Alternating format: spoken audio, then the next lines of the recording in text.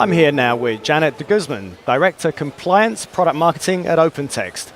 Janet, welcome. Hello. Let's turn our attention to the future a little bit. What do you think the big trends are going to be, either around compliance or even more broadly? What's on your radar? Well, there are a lot of trends in compliance, certainly, that are hitting the regulatory world today. There's a new administration in the United States.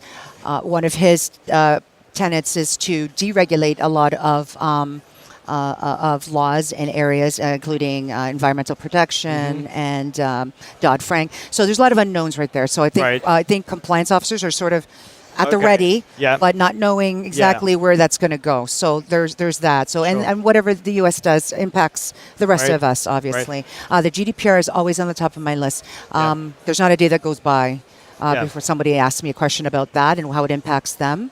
Another big change is that compliance officers, I don't know if you're aware of this, a lot more liability. Directly. Right? So they really need to know their stuff, and these programs need to be sound. Regulations are getting more complex and plentiful, and the changes are more frequent. So you got to be on top of it, and now compliance officers personally can be liable. And organizations will be hiring certain compliance roles that maybe they never had before. That's right, and that's also a good thing. Yes.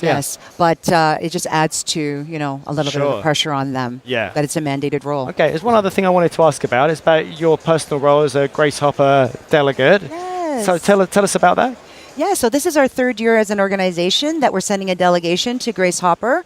Grace Hopper Conference is huge. There's, I think, 100,000 men and women, mostly women. The very first year that it was implemented was 2 years ago, and I was part of that inaugural delegation. So probably the most exciting week I've had, one of them as an OpenText employee, met some colleagues from all over the world. We are close friends even today.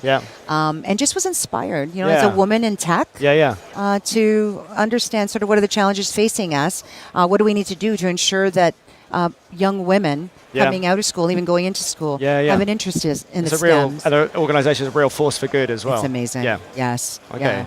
All right. Well, it's been a real pleasure talking to you. Thanks so much. Come back again. I will. Thanks for your time. Thank you.